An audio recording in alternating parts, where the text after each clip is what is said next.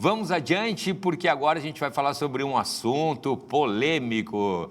Estou recebendo aqui a minha colega Daiane Stout, advogada, para falar sobre a responsabilidade do arquiteto. Dai, muito boa tarde, seja muito bem-vinda. Boa tarde a todos. Então, hoje vamos falar até onde vai a responsabilidade do arquiteto. Sabe que tem uma propaganda rolando, eu acho que é do Conselho de Arquitetura do Rio Grande do Sul, é muito interessante, né? Como sou formado também em publicidade e propaganda, é um spot de rádio, não sei como é que se diz hoje, né? No meu tempo era um spot e uma propaganda de rádio. E aí o sujeito fala assim, olha, senhora, chegou a sua geladeira aqui para colocar, né, na sua cozinha e ela já vem com uma marreta junto para passar na porta. E aí fala, né, olha o que acontece quando você contrata uma obra sem a supervisão de um arquiteto. E aí a Daiana vai contar para a gente agora até que ponto, né, em que pode... por exemplo, o arquiteto ajudar o cliente ali na sua obra, né, passa a ser um risco para o arquiteto e para o cliente também? Como é que é isso, Dai? Boa tarde novamente. Boa tarde. Então, o que acontece é o seguinte, o problema não é a gentileza, o problema não é a cortesia. O problema é não pensar na sua atividade enquanto arquiteto como uma atividade profissional e não avaliar os riscos. Porque o que acontece? Existe uma crença por parte de algumas pessoas, um pouco ingênua, Cláudio, de achar que, não, eu estou fazendo isso porque eu quero ajudar, eu estou fazendo isso porque a pessoa vai entender e ela está precisando dessa ajuda. E aí separa um pouco a figura do arquiteto para se tornar aquela pessoa que realmente está só empenhada num caráter mais pessoal, mais de relacionamento. Mas para nós, advogados, e para o judiciário, essa intenção, ela não tem um verdadeiro valor. Entendi. Então, o que tu precisa, como é que tu precisa ver essa relação? Tu tem que ver ela com a seriedade que ela precisa. Não espere que nós vamos ter um juiz que vai ser o grande pai. Eu acho que a gente tem isso muito dentro da nossa cultura, esperar que vai ter um grande pai, um grande juiz, um grande ministro com uma capa, enfim, entende? Que vai trazer soluções. Um grande político que é o salvador. A gente não tem que esperar por isso. Um grande político salvador é pior ainda, né? Essa a gente tem que parar com isso, né? É uma crença que nós brasileiros temos e que a gente se torna dependente de algo que realmente a gente não precisaria, não tendo então uma estrutura jurídica e uma segurança dentro dos nossos negócios, contando só com uma suposta boa-fé, quando na verdade as relações elas não acontecem assim. E a cada vez mais, quanto mais o tempo passa, a gente vê que quando a pessoa ela está desagradada, ela logo vai direto ali atacar o profissional e dizer, não, mas como assim? Não era esse o teu serviço? Então, respondendo assim de uma maneira mais objetiva, o que acontece é que quando tu não toma as rédeas da tua relação profissional e escolhe quais regras do jogo tu vai entabular, que tipo de relação tu está estabelecendo, quais são os serviços que vão ser prestados, tu vais estar mais vulnerável. Quando a gente fala de arquiteto, a gente tem uma sobreposição. O arquiteto ele está acima da gente, porque ele tem conhecimento específico. Sim. E esse conhecimento ele se sobrepõe ao nosso, porque ele fez toda uma formação para isso. Então, quando for olhada essa relação dentro do judiciário, vai ser olhado de acordo com o Código de Defesa do Consumidor e com esse olhar, assim, ó, tu é um profissional, tu não avisou que ia dar o problema nessa porta, tu foi negligente, tu deveria ter avisado. E não, mas é porque eu queria ajudar, porque ela queria comprar aquele refrigerador. Esse foi um exemplo muito elucidativo, né? Pois é. E aí a questão... Estava pensando agora, a questão de se fazer um contrato, Daiana, daí como é que funciona? Existe isso quando eu vou contratar um arquiteto? Se existe um contrato da prestação daquele serviço ali, né? Ou quando é um contrato que existe, mas mesmo assim pode ser mal feito, como é que pode ser de boca, né? Geralmente acontece muito, por exemplo, uma reforma, né? Daí o sujeito conhece um arquiteto, aí amigo, parente, primo e tal, quem sabe tu não faz um projetinho, né? É que nem o advogado, quem sabe tu não dá uma olhadinha no processo para mim, né? Eu já vi isso aí, advogado, só uma, nada Ele já deu uma cutucadinha. Não dá olhadinha, não, mas advogado não dá olhadinha em processo, né? Mas sabe como é que é? A gente sempre contém, assim, as Daianas da vida lá, chega lá e diz assim, doutora, vai dar uma olhadinha lá no meu processo para ver, deu um probleminha lá, quero saber o que eu posso fazer e tal. E aí o arquiteto é a mesma coisa, aí não faz contrato, não faz nada. Aí dá um baita de um problema, como, por exemplo, esse aí, uma porta que não cabe à entrada do refrigerador. Vai destruir a porta de novo, vai pagar, quem é que vai pagar, vai reclamar para quem? Dá para fazer um contrato do arquiteto? Deve? Então, você que é arquiteto, observe a resposta que o Cláudio vai nos dar agora. Cláudio, se eu te apresentar um arquiteto que te apresenta um contrato para tu assinares e um arquiteto que não apresenta o contrato, qual que tu vai levar a sério? Não, seja sincero comigo. Do contrato. Sem dúvida, eu também. Do contrato. Então, isso já dá para vocês perceberem, você que é arquiteto que está em verdade. casa, que quando o simples fato de tu fazeres um contrato já vai trazer uma seriedade, uma autoridade para o teu serviço. E aí, aqueles limites, né, é meu amigo, né? Eu tenho vários amigos arquitetos. Sim. Quem sabe tu faz isso aqui, como é que eu vou estabelecer esse limite? Às vezes é só uma peça, às vezes é só um banheiro, às vezes é só uma cozinha. Muito fácil. Se tu tem bem estabelecido o que vai ser feito, né, naquele serviço dentro de um contrato, no momento em que fugir daquele escopo, daquele objeto, eu vou chegar para ti, o arquiteto, e vou dizer, olha, Cláudio, mas aqui, ó, a gente não tratou de eu acompanhar a obra. Aí nós depois já vou convidar a Daiana, assim, né? Já vou convidar a Daiana para um outro assunto, que são a questão das reformas do condomínio, né? O sujeito é inquilino, aí reclamam que está pingando no apartamento de baixo, aí tem que avisar o proprietário. Aí a imobiliária sugere um prestador de serviço, aí o proprietário quer ver por fora. Aí tem que ver a questão se o síndico participa disso, se é só o inquilino que abre a porta do apartamento para o prestador ver, para quantos ele pode abrir a porta para o proprietário tirar uma média, além daquele que é oferecido pela imobiliária, e por aí vai, mas só deu, fechou. Pode ser? Mas vão ter que me chamar. Claro, quero saber disso aí, até porque eu faço umas consultas próprias, assim, com a Daiana, né? Ele pode. A questão das reformas, então, já que a gente está falando sobre a questão do arquiteto, obras maiores, mas aquelas reformas que acontecem nos condomínios, quando, por exemplo, o sujeito é inquilino. Mas tu sabe que uma pontinha a gente pode tratar, tá? Então, assim, o arquiteto e o engenheiro, ele é muito importante dentro do condomínio, porque assim, ó, se tu queres fazer uma reforma, queres tirar uma parede, né?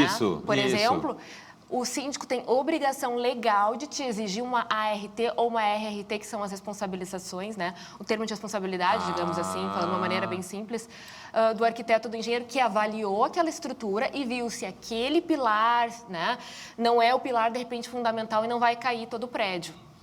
Então, exigir. Assim, ele é obrigado a exigir. Tu viu que teve uns casos de uns prédios que caíram, né? Sim. Parece que, de repente, tirar uma parede não é nada, mas, de repente, é a viga fundamental, né? Sim. Teve uma que eu vi na internet, o sujeito pegou numa sacada, botou uma lona e encheu d'água e também a sacada deu problema também. Claro, a sacada não é feita para encher. Imagina a quantidade de peso que suporta uma sacada cheia de água com uma lona até o parapeito. Sim, e nós não somos capazes de avaliar o quanto de peso poderia, porque a água pesa, e isso é feito um cálculo específico para isso. Então, tem que ter esse profissional que ele responde, inclusive, né, por dar aquela avaliação, e aí a gente também tem que cuidar umas situações assim, ó. Existe, é polêmico, não botei ali na nossa lista, a gente nem está olhando, mas assim, existe no mercado, infelizmente, venda de responsabilidades dessa ART e RT, venda. Tanto de engenheiro quanto arquiteto, e isso é ilegal. Sim. Isso é crime. Presta atenção. E isso realmente é muito perigoso, né? O barato pode sair bem caro, né? Bem caro. Mas aí, Cláudio, de repente tu contratou o arquiteto, né, para fazer um projeto, vamos dizer, de interiores, e aí, de repente, tu quer fazer mais algum projeto, tu não tinha contratado o quarto da tua filha, agora tu quer o quarto da tua filha. Isso. Não está no contrato, como é que faz? Paga por fora? Mas aí tu não vai estar fazendo o contrato? Pois é. E será que o contrato não protege também o próprio arquiteto, falando nisso? Sim. Se eu fizer uma coisinha por fora ali, depois dá um problema, e ele vai dizer depois, não, mas aí não foi isso combinado. Então, o contrato, ele tem que ter um objeto muito bem estabelecido. Que tipo de contratação tu tá realmente firmando ali, tá? Mas se no objeto não está estabelecido, digamos que tu vai fazer derrubar uma parede. Sei lá, derrubar uma parede. Então, tem que fazer um outro contrato, que é um aditivo ou um adendo a esse contrato, para tu poderes, então, firmar esse novo serviço, estabelecendo valores, estabelecendo preços, tudo isso. O que acontece se o arquiteto não fizer isso? Bom, tu pode gerar uma discussão bem danada, viu? Porque o que acontece? Dentro do judiciário, a gente vai discutir como é que esse contrato está estabelecido. Ele foi verbal, ele não foi, foi por escrito, estava no objeto? Não. Aquilo que foi contratado era esperado, não era esperado, o cliente vai ser o hipossuficiente.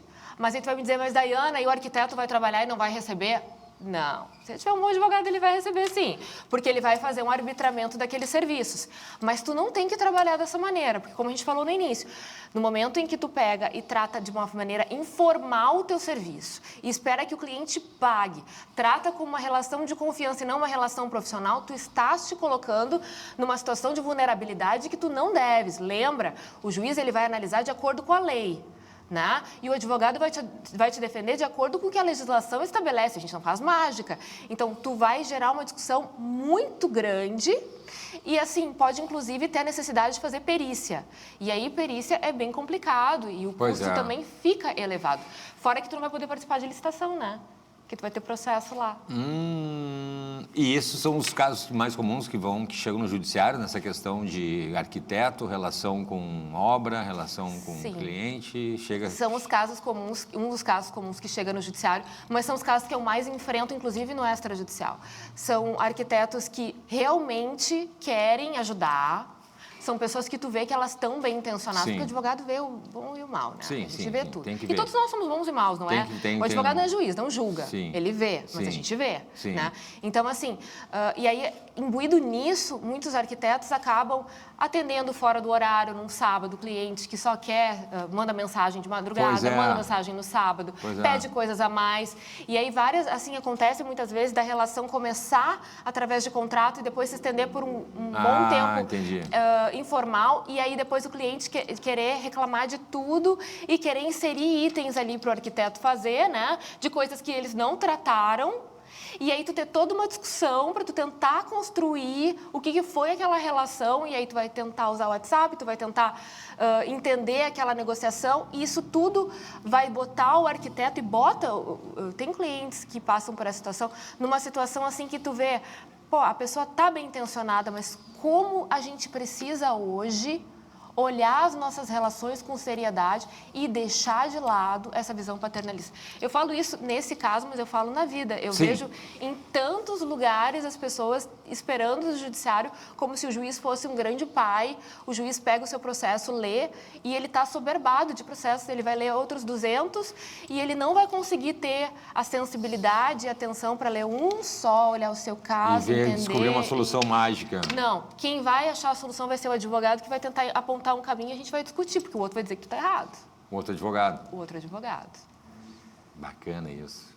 Bacana não, né? Péssimo. Bacana para quem vê filme no Netflix. Mas aí, e o custo acaba ficando muito alto. E aí o que acontece? Quando tu vai firmar uma prestação de serviço, tu tem que justamente embutir esse valor. E aí eu escuto assim, ó, Cláudio, mas eu não quero mais ser arquiteto, eu não quero mais trabalhar, eu nunca passei por essa situação. Eu já ouvi gente dizendo que não queria mais ser arquiteto por causa disso. Depois da terceira, a pessoa já começa a desistir. Sim, e aí é frustrante tu ver isso, porque a gente se compadece, eu como pessoa me compadeço com a situação, mas não deve exagir assim. Estabeleça as bases firmes. Para as pessoas que têm mais dificuldade de estabelecer limite, contratos profissionais é a melhor ferramenta. Não sou eu, Cláudio, tu vai dizer. Tá ali, ó. Olha, tá ali, o contrato. E se a pessoa não souber fazer o contrato? Sabe como é que é? A gente começou com uma questão que acontece muito nesse caso específico de arquitetura, das reformas, dos pequenos reformas, do contrato, e depois pode chamar um profissional? Pode chamar uma Daiana ali para fazer? Sim. Quando eu trabalho com arquitetos, o que eu faço? A gente faz um mapeamento de todo o serviço. Isso, né? Para justamente esmiuçar, inclusive, aquelas portinhas para, de repente, um serviço que não está muito bem claro, mas que pode acontecer. Sim. E estabelecendo, inclusive, a entrada, né? Quanto tu paga para entrar e quando tu paga se tu tiver que rescindir. Porque o profissional pode não ter concluído a obra, mas por alguma desavença pode ter que rescindir. E a gente tem que ter condições de sair dessa prestação de serviço sem ser também de nenhuma maneira prejudicado, né? Sim, sim. Porque então, também eu acredito que aconteça também a questão do jogo de empurra também, né? Por exemplo, o prestador de serviço, o cara que vai fazer a obra, Né? Começa, pois é, minha senhora, aqui eu abri aqui o registro do banheiro e a gente tem que trocar todo o encanamento e era só para trocar o vaso, vamos imaginar. E aí liga para o arquiteto, olha aqui, ó, aquele projeto ali, diz que vai ter que fazer mais coisas do que aquilo ali e tal, não sei o quê. Ai, tu tocou num ponto assim, ó, Cláudio, que é um calcanhar de Aquiles dos nossos arquitetos. O que acontece? Aí o arquiteto, digamos, ele foi contratado só para fazer o projeto, não a execução. Isso. No momento em que ele vai lá, ele já vai estar assumindo... Pode se entender assim, é tudo caso a caso, né? Tá, mas ele pode estar assumindo a responsabilidade. Então, também é importante que tu verifique na tua contratação se tu vais fiscalizar a obra. Eu ia perguntar, você falou em sábado, né? De repente eu quero que venha aqui dar uma olhadinha sábado para ver como é que ficou, porque tem umas coisas aqui que eu não gostei muito e tal. O pessoal que está fazendo uma obra disse que não pode ser assim. Dá para vir aqui dar uma olhada, sábado de manhã, 10 horas e tal. Então, daí, nesse momento, o arquiteto vai estar ocupando uma função de fiscal também e de execução, né? E se der errado, por mais que não esteja no contrato, ele vai ter pode que o cliente queira dizer, não, mas foi o Cláudio. E esse também é um tema que vai, assim, tem muitas decisões judiciais discutindo se o arquiteto ele era realmente... estava atuando como fiscal ou não, e se ele atuar como fiscal, ele pode, inclusive, dependendo do caso, responder pelo obreiro que está lá, porque ele está fiscalizando, pelo terceirizado, pela empreiteira. Ele pode estar dizendo o que está errado, o que está certo, então, e aí... se tu vai assumir uma responsabilidade, tu tens que atribuir um valor para isso. Previsto. Porque se tu depois tiveres, inclusive, um problema jurídico, tu também vai ter um custo com relação a isso. Então, não venha reclamar do custo jurídico. Esse custo, ele tem que estar lá dentro. Tem que estar lá dentro. Bem sincera, né? Tá bom. Mas é verdade. Daiana sincera. É Daiana sem filtro.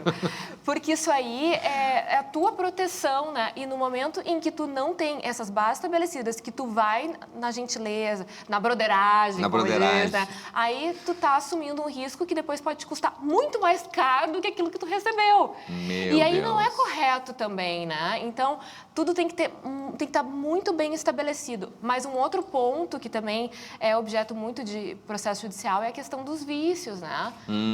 Por exemplo? Então, assim, tu, por exemplo, fez um projeto, não fez a medição correta, ou não utilizou, tu estava responsável pela fiscalização e tu não fiscalizou da forma adequada. Aí a gente tem um prazo, que normalmente é 5 anos, né, que ele responde. Né? Aí o arquiteto ele tem uma responsabilidade técnica, inclusive, que ele assina pelos serviços que ele faz. Então, ele tem que estar sempre atento a essa responsabilização, né? Sim. E quando o cliente... vou te fazer uma pergunta. Aí ela está demorando. O que tu vai me perguntar, Daiana? Aí tem a situação. Eu sou arquiteta. Eu estou hoje mais de arquiteta que de advogada. Tá bem estilo arquiteta hoje. E aí, de repente, eu te sugeri um projeto, assim, pra gente melhorar ali o teu quarto agora. Tu fez um quarto novo e tal. Por exemplo. E aí, tu diz assim, não, mas eu quero colocar... gesso no teto. E aí, de repente, é um gesso de uma qualidade que eu digo pra ti que ele não dá. Mas e o aí preço tu diz, tá não, ótimo. mas olha, o preço tá ótimo, eu quero colocar porque eu vou aqui impressionar uma luzinha todo mundo. E tal, né? Todo mundo. Fazer aquela luz ambiente, vermelha e tal. Viu que ele já gostou, gente. Ambiente vermelho. Adorei, vermelho. Cama redonda. Deu calor agora. Mas aí, então... eu sei que aquele material, qualquer um, né? Esse é só um exemplo. Esse material, ele não vai suportar e depois vai começar a rachar. Ele vai rachar, ele vai quebrar. Mas aí o Cláudio me diz, não, mas tudo bem. Não Enquanto tem problema. Durar, tá bom. Ótimo. Eu só quero mostrar para os meus amigos. Que vale o momento. Amigos, não. Quero viver o momento. Se eu fizer um termo de responsabilização e pedir para tu assinar dizendo, Cláudio... Assina dizendo que tu responsabiliza. Tu tá sabendo, eu tô te dizendo. Que não vai durar. É o suficiente? Eu eximo a minha responsabilidade enquanto arquiteto? Acho que sim. Não. Não? Nesse tipo de dano, não. Porque tu não tens condições de conhecer as normativas, as ABNTs, como é que trabalha aquele tipo de material, o que de fato aquilo pode acontecer. Entendi. Então, é um tema polêmico, claro, né? A gente está falando em linhas gerais, mas assim, de regra, não. Essa responsabilidade tu não passa enquanto profissional para o teu cliente. E aí tu vai me dizer, o que eu faço nesse caso? O que eu faço? Não faz o contrato? Não, tu já fez o contrato? Já fiz o contrato? A gente complica a vida, né? Ai. Chamo a Daiana. A gente vai rescindir. vai rescindir. Porque se tu não queres ser o responsável por um prédio que desmorona, Sim. entendeu? Tu não queres ser o responsável parede pela morte que- de alguém, que porque não- dependendo do caso pode acontecer Claro. morte. E mesmo que, digamos, um caso desses que caia, em cima da Sim. cabeça de alguém morra, e eu tenha esse termo de Contrato. responsabilidade, eu não vou passar a responsabilidade para ti. Eu vou responder civil e criminalmente. Olha a importância de ter um bom arquiteto, olha como os arquitetos têm que valorizar o seu serviço e cobrar muito bem por isso. Eu acho que essa é a mensagem da entrevista de hoje, né? Porque, independente da estética ali, né, da parte arquitetônica, como a Daiane falou, a gente está falando aí de segurança, né? E a gente vê que às vezes acontece o pior, né? Como uma obra desabar. Daiane Stout, redes sociais, por favor, para quem está nos acompanhando e quer fazer uma obra sem dor de cabeça e sem empurrar tudo para o juiz depois resolver, né? Eu tenho um site, a Daiane Stout, ou podem também procurar no Instagram, Daiane Stout Advogada, que eu estou aí para ajudar vocês a esclarecer as dúvidas. Eu produzo o material informativo justamente para trazer essa informação, né? Então, esse é o meu papel, se eu Muito puder bem. contribuir. Muito obrigada pela oportunidade de novo. Eu que agradeço. A próxima vez nós vamos falar sobre a questão aí das obras nos condomínios, quando tem inquilino, então, e de quem é a responsabilidade e tal também. Missão dada, missão cumprida, já está gravado. Tá bom. Obrigado, Dai. Valeu. Nada.